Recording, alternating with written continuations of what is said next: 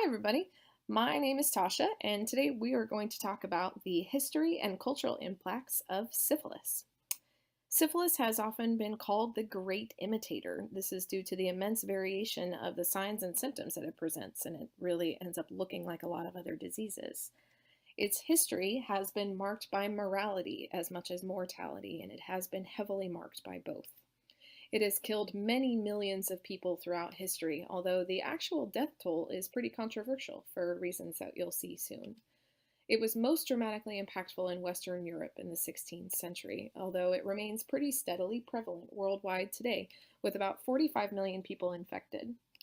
In the United States in 2016, there were 28,000 new cases, which was the highest since 1993, which really goes to show that this is a disease we still need to be paying attention to. Here in this image, you see one of those signs of this disease. This is a syphilitic with an ulceration and necrosis of the frontal bone. So that's pretty fun. In this presentation, we're going to talk about the epidemiological characteristics of the disease and also its history and the cultural impacts. Now, I could jump right in, but first, I want you to hear what one Theodore Rosebery has to say on the subject. So this is what he said about syphilis in 1971. There was a young man from Back Bay who thought syphilis just went away. He believed that a chancre was only a canker that healed in a week and a day. But now he has acne vulgaris, or whatever they call it in Paris. On his skin it has spread from his feet to his head, and his friends want to know where his hair is. There's more to his terrible plight. His pupils won't close in the light. His heart is cavorting, his wife is aborting, and he squints through his gun barrel sight. Arthralgia cuts into his slumber. His aorta's in need of a plumber. But now he has tabies and saber-shinned babies, while of gummas he has quite a number. He's been treated in every known way, but his spirochetes grow day by day. He's developed paresis, has long talks with Jesus, and thinks he's the Queen of the May. All right, so let's familiarize ourselves with syphilis as it exists today. We're going to talk about the etiologic agent and the 4 stages of the disease. Now, some of the images used in later slides in this section may contain images which might be considered graphic or unsettling, so just wanted to warn you about that. Syphilis is caused by a bacterium known as Treponema pallidum, as you can see here. It's a spirochete, a word meaning coiled hair, and it was discovered in 1905 by German scientists Fritz Schouten and Erich Hoffmann. It's a very slow evolving bacterium. It only divides once every 24 hours, and I think you'll see evidence of that slowness in just a minute here. Humans are its only natural hosts, meaning it has evolved to prey on us alone, and we are its only natural reservoirs. It produces no spores and cannot be cultured, only grown in a living host, such as rabbits or guinea pigs, or, as you'll see in one terrible example later in this presentation, humans. It's a sexually transmitted disease, as you probably know. It's a very fragile bacterium, Treponema pallidum is. It needs a warm, moist environment to survive, and it can't live for long outside the body of its host. Transmission via fomites, as you can understand then, is nearly impossible. You have to have bodily contact with the infected area. The incubation period of the disease is 10 to 90 days. Now, okay, here's where we get into the little bit of graphic stuff. I'll go slow and be gentle, but there you go. The first stage, as you can guess, is pretty logical, called the primary stage. 10 to 90 days after the initial exposure, a chancre appears, as you can see on the lip of this patient here. Now, a chancre is a small, firm, painless, and non-itchy sore at the original infection site. So it's pretty unassuming as far as like first signs go. It marks where the bacterium entered the body and can appear on the genitals, lips, or fingers. Here you see one on the tongue here. This primary stage is hazardous because contact with the chancre is infectious, but a lot of people don't notice that they have it, especially if it appears in the genital or anal area, or if they do notice it, they assume it's nothing, and therefore they don't modify their behavior to prevent transmission to other people. Condoms are not always effective in preventing transmission because, as you can guess, the chancre may appear in an area yet uncovered by the condom. The chancre typically lasts for about 4 to 8 weeks before disappearing. A lot of people at that point think that they're better and that the infection has resolved, but without treatment, it will definitely progress to the second stage. And it looks like this. The second stage begins 2 weeks to a year after the chancre disappears. At this point, the spirochete has infected all tissues and it causes a systemic reaction with signs and symptoms such as headache, fever, sore throat, and in 90% of cases, a skin rash that looks like this, also like this. Here are some examples on the chest and hands. The secondary stage is often mistaken for other skin diseases or things like measles, and it's highly infectious at this point, but usually clears up within about 2 weeks. Once it does, it resolves and it moves into what's called the latent stage. The latent stage is the third stage, but it's not called like the tertiary stage. And nobody ever asked me about these naming conventions, I guess. All signs and symptoms disappear at this point, and they stay gone for 2 to 25 years. I told you it was a slow-moving bacterium. People are still infectious in the latent stage, and they can transmit the disease to many other people, which to me, I mean, that sounds like a pretty successful organism because it can hide itself so well that the host thinks it's healthy and can transmit to pretty much everybody they know. So good job, little spirochete. Now, tertiary syphilis, not quaternary syphilis, tertiary syphilis, is where syphilis really means business. The typical onset is between 10 and 30 years after the initial infection, and it begins attacking the body's organ systems in a big way.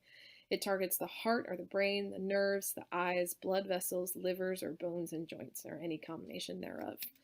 In 25% of cases, destructive gummas start appearing. Now, these are lesions which can appear in the skin, the muscles, the liver, the lungs, the eyes, and the nose. The nose is kind of especially classic presentation of a syphilitic, as a sort of collapsed or just necrotic ulcerating nose. It's highly disfiguring, and it has been a big part of the social stigma that syphilitics have felt. And so here's an example of what it looks like. And as you can understand, this has a pretty big impact on a person's life. So in 10% of tertiary syphilis cases, the heart is damaged and the aorta becomes inflamed. In severe cases, the aorta ruptures, which causes death. In 40% of cases, the spinal cord and brain are affected, which causes things like headaches, joint pain, and I do mean like debilitating, unable to move joint pain, impotence, epileptic seizures, and paralysis, and in many cases, insanity, which that's fun. This has been suspected of many prominent figures throughout history, by the way, so we're going to get into that later also. When a mother passes syphilis from herself to her unborn baby, this is called congenital syphilis, and it has a lot of negative impacts too, including frequent stillbirth. And if the baby survives, it usually has birth defects such as developmental delays, seizures, and damage to their bones, teeth, eyes, ears, and brain. What you see here in this image, these notched teeth are very typical of congenital syphilis. I believe it's called Hutchinson's defect. Many children with congenital syphilis do not survive past the first years of life. Today, it is easily treated with penicillin, thanks to our good buddy Alexander Fleming. It is injected either intravenously or intramuscularly at varying degrees of frequency or intensity depending on the stage. Basically, the further in and the worse off you are, the more intense a dosage you need. Many other treatments have been proposed throughout history, as we're going to see, but we'll get into that in a bit. It's important to note that being treated and cured once does not prevent future infection. Research for vaccines is ongoing, but as of today, none exist.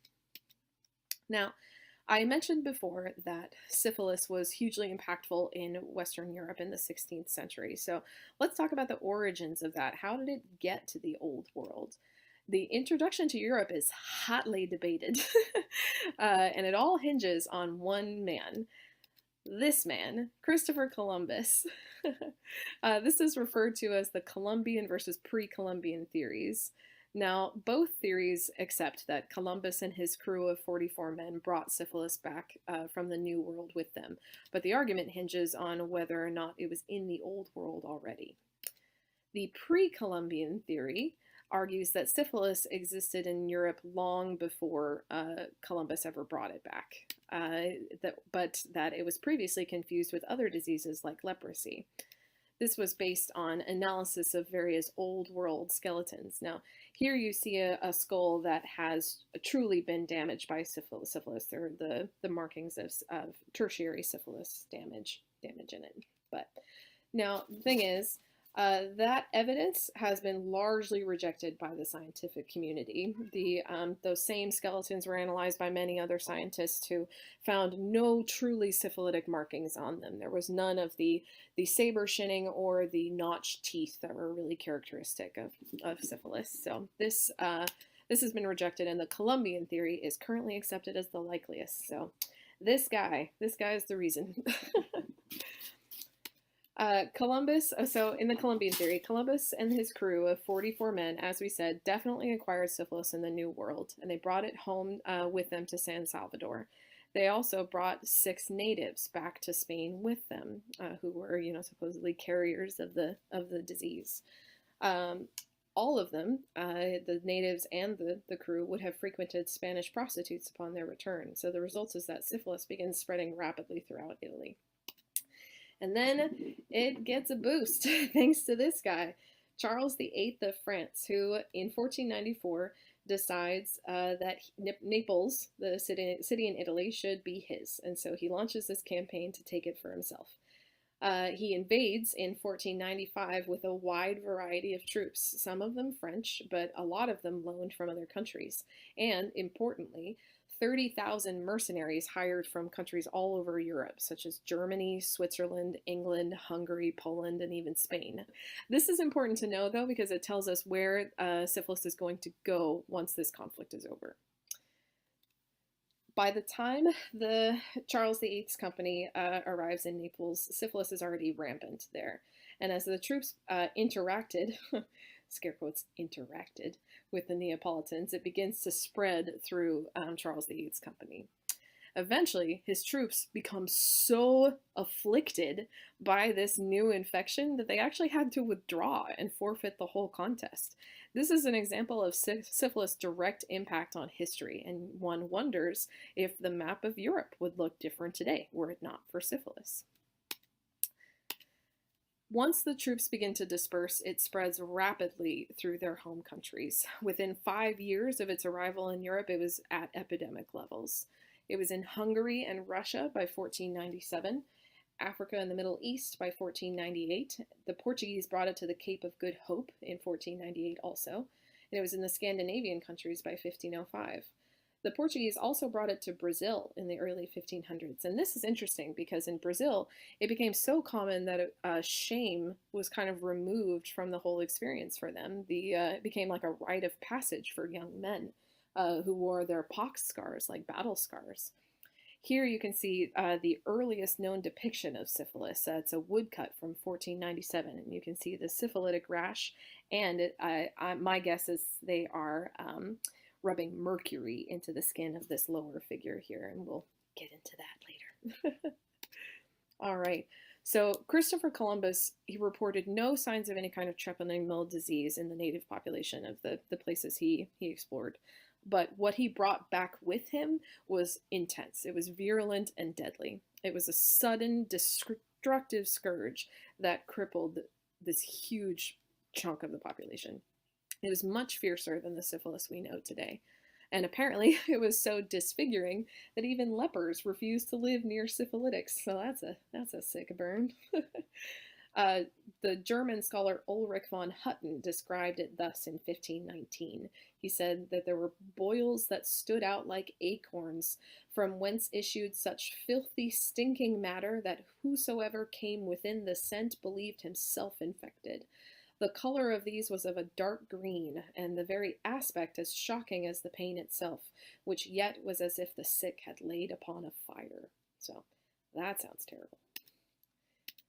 The accepted theory to explain this is that Treponema pallidum, which came over with the natives and with the 44 men, mutated upon its arrival in Europe. A possible explanation for this could be seen maybe in the 1970 Yale research expedition to the Kayapo people in Brazil. So let's take a look at this example. Here's what the Kayapo people look like, by the way, or what they look like now, anyway.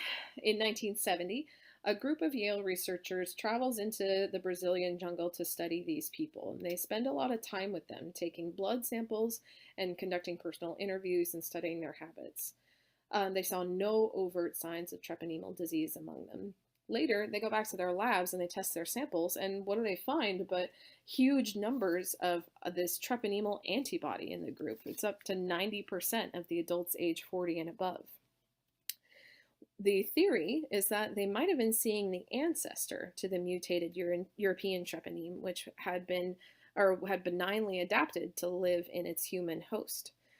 I think it's important to note, too, that these tribal people lived deep in isolation within the jungle, so they're not mixing with a lot of different types of people, and they live in much more sanitary conditions, probably, than the average European city in the Renaissance, and also on a much purer diet. This is one conjecture, of course, though no theory has officially been accepted by the scientific community. All right, let's head back to medieval Europe. There is a lot of finger pointing going on. People often blame immigrants, like they do, or just anybody they didn't like for this new scourge. The French people called it the disease of Naples. The Italians called it the French disease. The English called it the French pox, or the Spanish disease, or the Great Pox. That last one is actually to distinguish it from smallpox. The Russians called it the Polish disease, the Japanese called it the Chinese disease, and you get the picture. Pretty much everybody is trying to pin this on somebody else. Finally, one guy steps up to the plate to try to make sense of everything that's going on. Girolamo Fracastoro is a classic Renaissance man. He is a physician, a scholar, a poet, a mathematician, and much else besides. In 1530, he wrote a very landmark poem called Syphilis Sive Morbus Gallicus. In it, it's especially notable because he gives syphilis its name, which we now use universally. It's named after a shepherd in Greek mythology who mocks the gods and is cursed by Apollo. In his poem, Fracastoro proposes a new theory of contagion, and he believes it to be something in the air which penetrates all bodies. He also suggests astrological reasons for the sudden scourge. This text was the definitive kind of go-to account of this disease for a long time. This is what people relied upon to make sense of this problem. All right, let's take a look at some of the cultural impacts, and we're gonna stick with Western Europe for now. Social stigma was the name of the game for this disease. Many people, including Fracastoro, tried to dismiss the cause as non-sexual because, though very common, sex was or outside marriage was totally denounced by society, and therefore syphilis was considered a punishment for immoral behavior. Until the 20th century, no attempts were ever made to make the treatments less painful. In fact, the author of our textbook, Erwin Sherman, actually suggests that the treatments might have been kept painful as a deterrent for contracting the disease.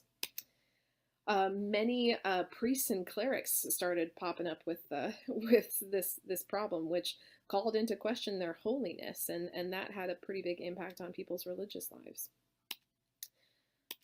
So here's a few things that people have said about it to further illustrate this. One Portuguese bishop in the 16th century called syphilis the wound by which heaven revenges itself. Yikes. And Ludwig Fleck, the Polish and Israeli physician and biologist in 1935, said that no other disease was ever to the same extent regarded as the result of moral decay. And as you can see here in this image, it's called One Night with Venus, A Lifetime with Mercury. There's a real implication of intentional deceit going on here. This beautiful woman is hiding her true, deathly form. Also, I'm just gonna say, I saw a lot of like art and posters and stuff of people warning men about women that had syphilis, and yet not a lot of people warning women about men that had syphilis. I'm just gonna throw that out there. Major impacts on daily life were seen in this time. One of the major ones is that public bathhouses were closed. This lowered the standard of personal hygiene and therefore health for everybody. A lot of people retreated from common, like congenial practices, such as a shared common drinking cup and easy, familiar kissing. Some people urged engaged couples to inspect each other while naked before marrying, presumably so that you don't end up like this guy here. It became fashionable for people to wear more makeup, as women were doing to cover their skin lesions. Also, platonic love, the idea of love without sex, emerged as a social cult at this time. You want some quack remedies? I got lots of quack remedies. Can I interest you in some raw china root? Or perhaps some boiled vulture broth with sarsaparilla? That sounds good. How about some serpent's blood? Can I interest you in some forced sweating, such as through violent exercise, ball games, boar hunting, or plowing? How about a massage? That sounds better. Or smoking, or avoidance of the south wind. I could suggest abstinence from pork and peas, or sex with a virgin negress, or sexual abstinence. That one makes a little more sense. Mercury is a big deal in this time. We've seen a couple references to that so far. You can see in this image here of a man at a mercury fumigation stove where they would put mercury onto the coals and just breathe in and absorb the fumes. So I bet that was healthy. Mercury was also administered by mouth, injection, or just rubbing right on the skin. And that was the preferred treatment until the early 20th century. People also used a substance called guaiacum or holy wood. Now, this came from Haiti, which was appealing to people because it was a supposed origin of the disease, and it was appealing to think that something from whence it came would be the thing to cure it. So, also penis amputation. That was pretty common also. Now, syphilis had a huge impact on religion. In the 16th century, the Catholic Church developed a special mass called the Missa Contrum Morbum Gallicum, literally Mass Against Syphilis. There were a lot of patron saints that rose in popularity during this time. One of them was Saint Blaise against sore throats. There was also Saint Boniface against threats of sodomy, Saint Mary Magdalene and Saint Nephissa for protection of prostitutes, Saint Job, the patron saint of sufferers, and there was a straight up Saint Denis, the patron saint of syphilitics. One scholar that I read also argued that there was a renewed general focus across Europe on the body of Christ, that with the newly emphasized frailty of man, many people drew closer to the physicality, the lowly kind of earthly physicality of the Word made flesh, and that was comforting to a lot of people.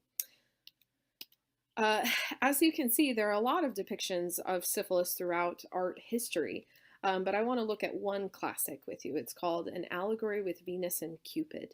It was painted in 1545 by Florentine artist Angelo Bronzino, and it's got a lot to say about syphilis. So let's take a look. In the center here, we have Venus and Cupid in an amorous embrace. Now, this was pretty scandalous when it came out because Venus and Cupid are technically mother and son, so that's fun. Above, you have a conflict going on between oblivion in the top left here and time in the top right. Oblivion is trying to draw a curtain over the whole scene, and time is trying to tear it away and expose it. Oblivion also, with her missing brain and missing eyes, might be a reference to tertiary syphilis, the neurosyphilis. There is an anguished figure behind them who, as if you could see closely, you could see he's missing fingernails, he's got hair, patchy hair missing, he's missing teeth, and he's just generally anguished. And this is accepted to be a syphilitic figure.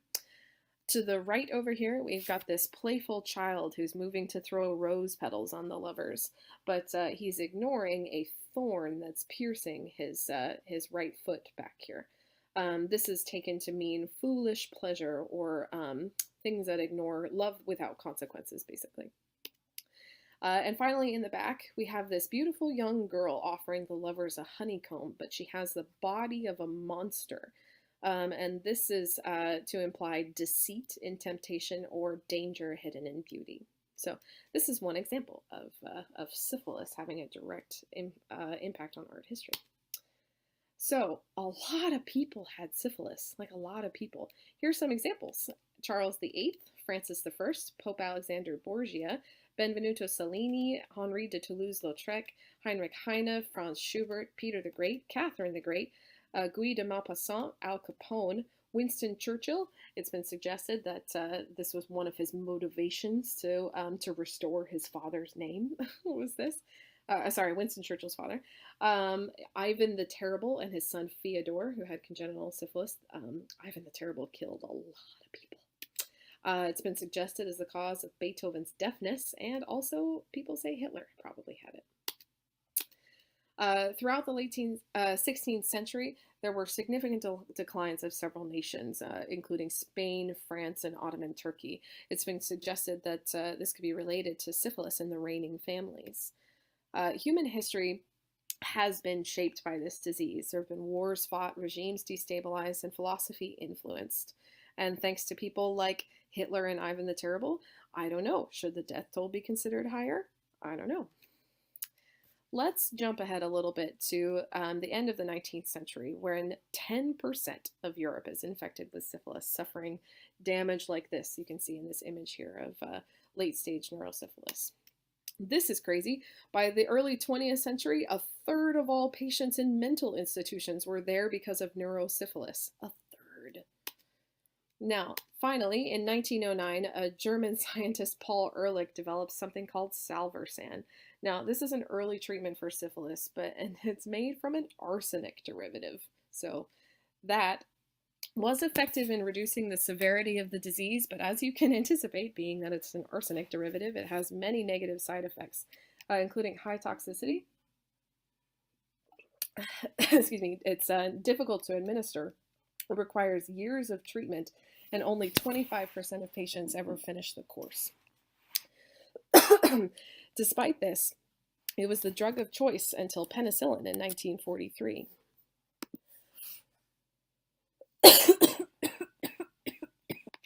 It's comparable, though, to cancer-fighting chemotherapy today. Now, treatment of syphilis has been hugely affected by social attitudes, including Victorian-era attitudes towards sex, which prevailed well into the 20th century. In the public eye, as we've said, syphilis victims deserved their fate, and it was a punishment for their immoral behavior. The global failure to eradicate syphilis and other venereal diseases is likely because of these attitudes. There are a lot of parallels to the AIDS crisis here. Both are highly stigmatized and associated with sexual morality. They're pinned on hated groups and perceived as a punishment on those who acquired it.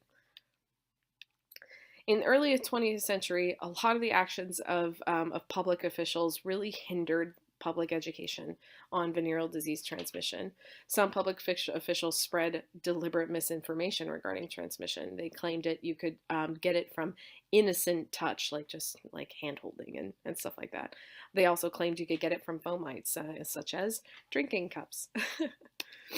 This was false, of course. They knew it to be false, but it helped people remain socially pure if they got infected.